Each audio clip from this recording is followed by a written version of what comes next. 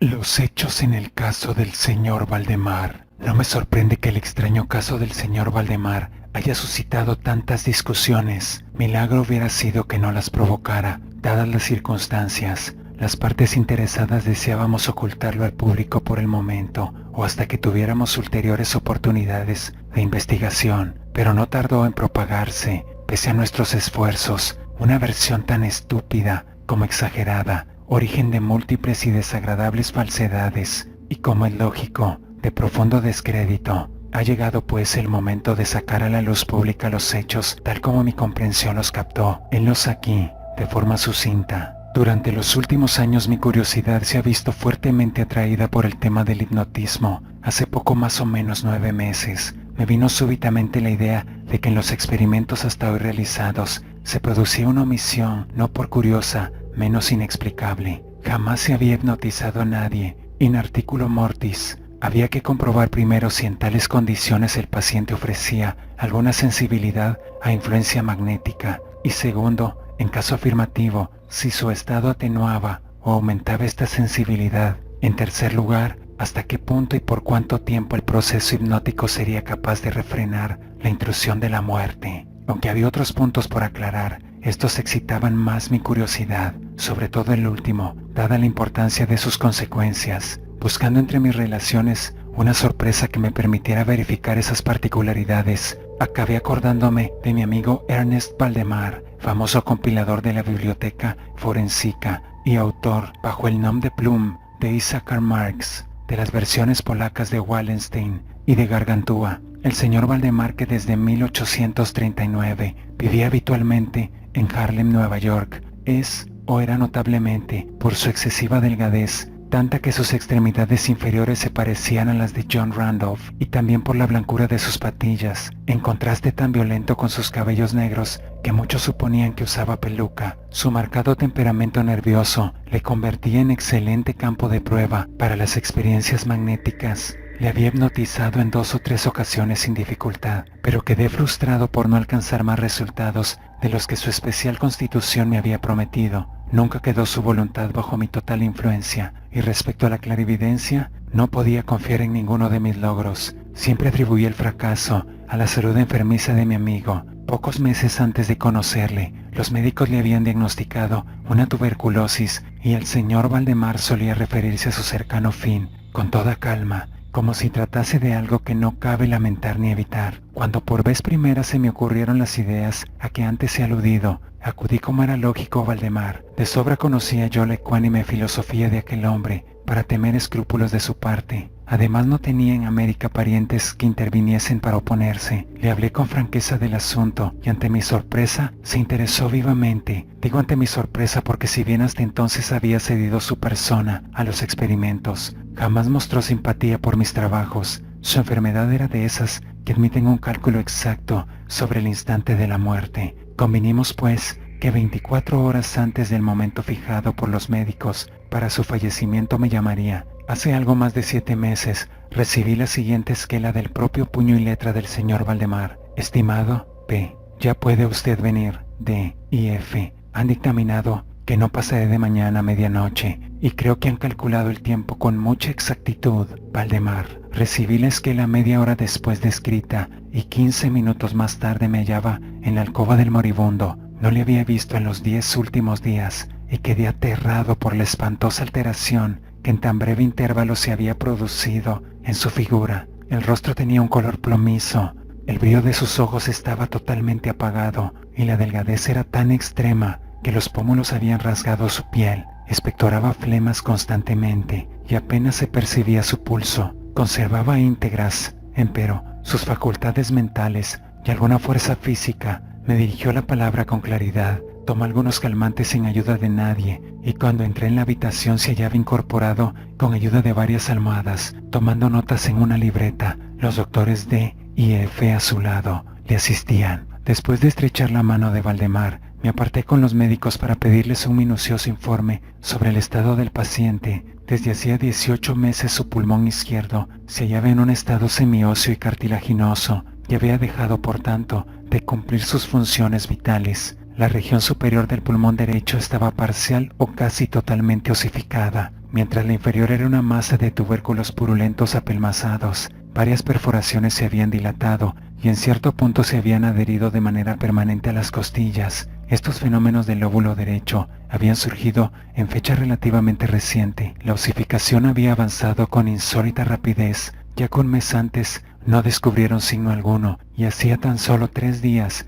que habían logrado advertir la adherencia. Aparte de la tisis, los médicos sospechaban, pues los síntomas de osificación impedían un diagnóstico exacto, un aneurisma en la aorta. Según los médicos, Valdemar moriría hacia la medianoche del día siguiente, domingo. Era en ese momento las 7 de la tarde del sábado. Al abandonar la cabecera del doliente para hablarme, los doctores D y F le dieron el adiós definitivo. No pensaban volver a verle, pero a requerimiento mío acordaron examinar de nuevo al moribundo a las 10 de esa misma noche. Cuando se hubieron ido, hablé con el señor Valdemar sobre su cercano fin, refiriéndome especialmente al experimento que proyectaba. Volvió a mostrarse dispuesto e incluso ansioso por efectuarlo, apremiándome a que comenzáramos cuanto antes. Se hallaban presentes para atenderle un criado y una sirvienta, pero no sintiéndome suficientemente autorizado para llevar a cabo una intervención de tal género ante testigos de tan escasa responsabilidad, en caso de accidente repentino, estaba a punto de aplazar el experimento hasta las 8 de la noche del siguiente día, cuando la llegada de un estudiante de medicina, con quien yo mantenía cierta amistad, el señor Theodore L.1, me sacó de apuros. De primera intención, hubiera esperado a los médicos, pero me indujeron a obrar al instante los apremiantes ruegos del señor Valdemar, y luego mi propia convicción de la urgencia del caso, pues aquel hombre llamaba a las puertas de la muerte. El señor L1 accedió con toda amabilidad a mi ruego de anotar puntualmente cuanto ocurriera. Gracias a su memorándum, puedo ahora relatar, bien resumiendo, bien copiando al pie de la letra los hechos. 5 minutos antes de las 8 tomé la mano del señor Valdemar, rogándole que manifestara con toda la claridad que su estado le permitiera ante el señor L1 que estaba dispuesto a realizar el experimento de hipnosis. Débilmente pero de forma audible respondió: sí, quiero ser hipnotizado, agregando al punto: me temo que sea demasiado tarde. Mientras decía esto comencé a efectuar los pases que en ocasiones anteriores habían sido más efectivos para dominarle. Influyó en él sin duda el primer pase lateral de mi mano por su frente, pero aunque ejercité todos mis poderes, no se manifestaron otros efectos hasta pocos minutos después de las 10, cuando llegaron los doctores D y F, tal como habían prometido. En pocas palabras les expliqué mis intenciones y como no pusieron inconveniente por considerar al paciente moribundo, proseguí sin vacilación, alternando los pases laterales con otros verticales y concretando la mirada en el ojo derecho del paciente. En este momento su pulso resultaba imperceptible y respiraba entre estertores a intervalos de medio minuto. Durante un cuarto de hora, tal situación se mantuvo estacionaria. Por fin escapó del pecho agonizante un suspiro perfectamente natural, aunque muy profundo, al tiempo que cesaba la respiración estertoria, o mejor dicho, dejaban de percibirse estertores, no acortaron, en cambio, los intervalos. Las extremidades del paciente estaban yertas. A las 11:05, percibí señales inequívocas de la influencia magnética. El girar de los ojos vidriosos fue sustituido por una expresión de intranquilo examen interno, que solo se ve en los ojos de los sonámbulos y que no ofrece dudas. Con unos rápidos pases laterales le hice mecer los párpados, como al acercarse el sueño, y con otros más se los cerré definitivamente. No satisfecho con esto, proseguí mis manipulaciones de forma enérgica, extremando las fuerzas de mi voluntad, hasta lograr la total rigidez de los miembros del paciente. Una vez colocados en la posición que me pareció más cómoda, las piernas completamente estiradas, como los brazos que descansaban sobre el lecho, a corta distancia de las caderas, la cabeza estaba ligeramente levantada. Al concluir estas operaciones era medianoche, y rogué a los presentes que examinaran el estado del señor Valdemar. Después de varias comprobaciones admitieron que se hallaba en un insólito y perfecto estado de trance hipnótico. Había logrado despertar la curiosidad de ambos facultativos y el doctor D decidió permanecer toda la noche a la cabecera del paciente, mientras el doctor F se despedía prometiendo regresar al alba. El señor L1 y los criados se quedaron. Dejamos al señor Valdemar en completa quietud hasta las 3 de la madrugada, momento en que me acerqué a él para comprobar que se hallaba como al partir el doctor F. Estaba tendido en la misma posición, Su pulso era imperceptible, la respiración suave, apenas se advertía el aliento, salvo que aplicáramos un espejo a la boca. Los ojos estaban cerrados con naturalidad y los miembros seguían rígidos y fríos como de mármol. Pese a ello, el aspecto general distaba mucho de ser el de la muerte. Al acercarme al señor Valdemar, traté con un ligero esfuerzo de que su brazo derecho siguiera la trayectoria del mío, que se movía despacio por encima de un cuerpo. En experimentos semejantes con el señor Valdemar no había logrado un éxito absoluto y tampoco esperaba conseguirlo ahora, pero para sorpresa mía, su abrazo consiguió con la mayor soltura, aunque débilmente, la trayectoria que el mío le indicaba. Decidí entonces arriesgarme a un breve diálogo. «Señor Valdemar», pregunté, «¿duerme?» «No», respondió, pero percibí en sus labios cierto temblor, lo que me indujo a repetir la pregunta varias veces. A la tercera, todo su cuerpo se agitó con un leve estremecimiento. Los párpados se levantaron por sí solos hasta mostrar por una estrecha ranura el blanco del ojo. Los labios se movieron tenues, mientras en un murmullo apenas audible brotaban estas palabras: «Sí, ahora duermo, no me despierte, déjeme morir así». Palpé sus miembros y los encontré más yertos que nunca. El brazo derecho, como antes, seguía la trayectoria de mi mano y volví a interrogarle: «¿Siente aún dolor en el pecho, señor Valdemar?» La respuesta fue ahora inmediata, aunque menos perceptible que antes. «No siento dolor, me estoy muriendo». No me pareció prudente molestarle por el momento. Permanecimos en inactividad total hasta la llegada del doctor F., que apareció poco antes del alba. Muy sorprendido de que el paciente continuara vivo, le tomó el pulso y aplicó un espejo a sus labios, rogándome después que hablara con el hipnotizado de nuevo, a lo que accedí. «Señor Valdemar, ¿sigue dormido?» Como la primera vez, pasaron algunos minutos antes de lograr la respuesta, y durante el intervalo el agonizante pareció reunir energías para hablar. Al repetir por cuarta vez la pregunta, susurró con voz tan débil que era casi inaudible: «Sí, duermo, me muero». Fue opinión, o mejor, deseo de los médicos que se dejara al señor Valdemar en su actual y al parecer tranquilo estado hasta que se produjera la muerte, que en unánime opinión de ambos sobrevendría en pocos minutos. Decidí con todo hablarle una vez más, limitándome a repetir la misma pregunta. Cuando lo hacía se produjo una alteración notable en las facciones del moribundo. Los ojos voltearon despacio en su órbita, mientras las pupilas dieron un vuelco hacia arriba. La piel adquirió la tonalidad cadavérica, más parecida al papel blanco que al pergamino, y las manchas sépticas, que antes destacaban con nitidez en el centro de las mejillas, se apagaron de súbito. Empleo esta expresión porque lo brusco de su desaparición me hizo pensar en una vela apagada de un soplo. Al mismo tiempo el labio superior se replegó sobre los dientes que antes cubría por entero, mientras la mandíbula inferior caía con una sacudida perceptible, dejando la boca de par en par abierta y al descubierto una lengua hinchada y renegrida. Supongo que todos los presentes estaban acostumbrados a los horrores de un lecho mortuorio, pero el aspecto del señor Valdemar era tan espantoso y fantástico en ese momento que retrocedieron. Sé que he llegado a un punto de mi relato en que el lector sobrecogido se negará a creerme. Sin embargo, me veo obligado a proseguir.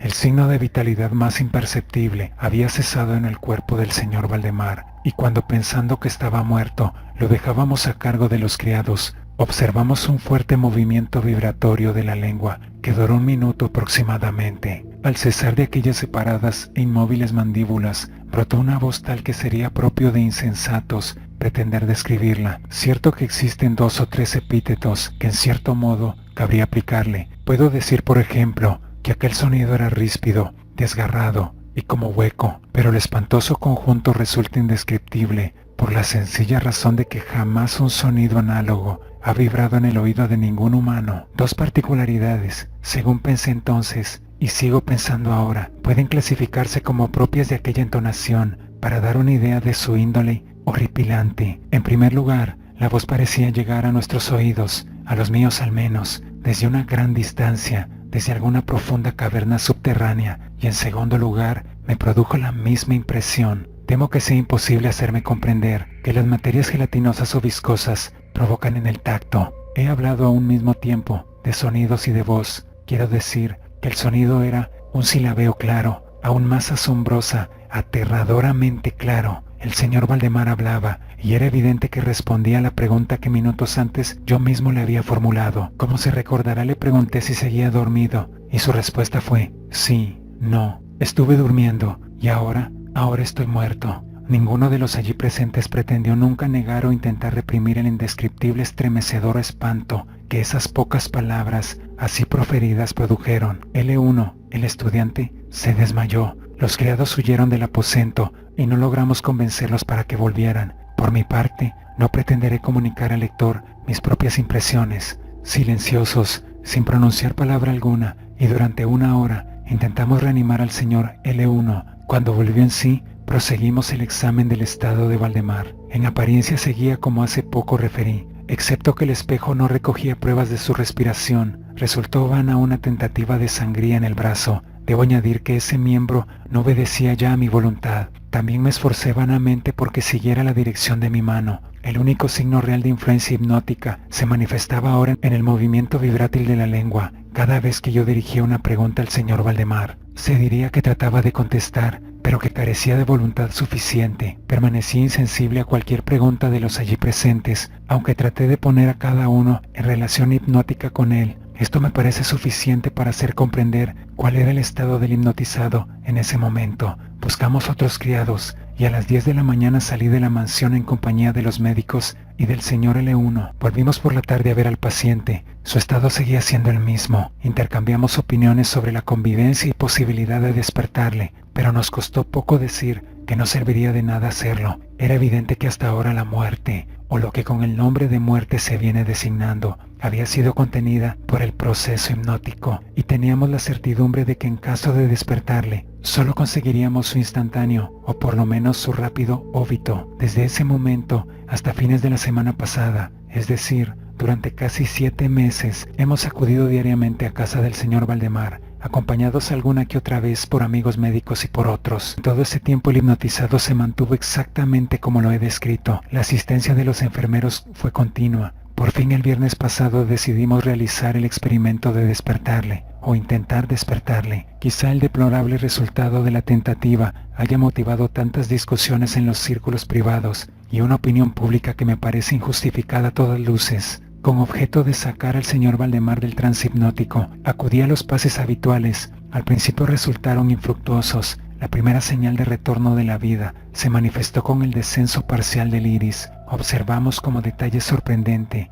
que este descenso de la pupila venía acompañado de un derrame abundante de licor amarillento por debajo de los párpados, que despedía un olor acre y desagradable. No sé quién me sugirió que tratara de influir sobre el brazo del paciente, como en el proceso hipnótico, mas el intento fue vano. El doctor F. expresó su deseo de que interrogara al paciente, lo cual hice con las siguientes palabras: «Señor Valdemar, ¿puede explicarnos lo que siente y lo que desea?». Reaparecieron en ese momento y de forma instantánea los círculos sépticos en las mejillas. La lengua se estremeció, o mejor dicho, se enrolló violentamente en la boca, aunque las mandíbulas y los labios siguieron tan rígidos como antes, y retumbó aquella horrizona voz que antes traté de describir: «Por amor de Dios, deprisa, deprisa, hágame dormir, o despiérteme, pronto, despiérteme, le digo que estoy muerto». Sobrecogido de pavor permanecí durante un momento indeciso sobre lo que convenía hacer. Por fin traté de calmar al paciente,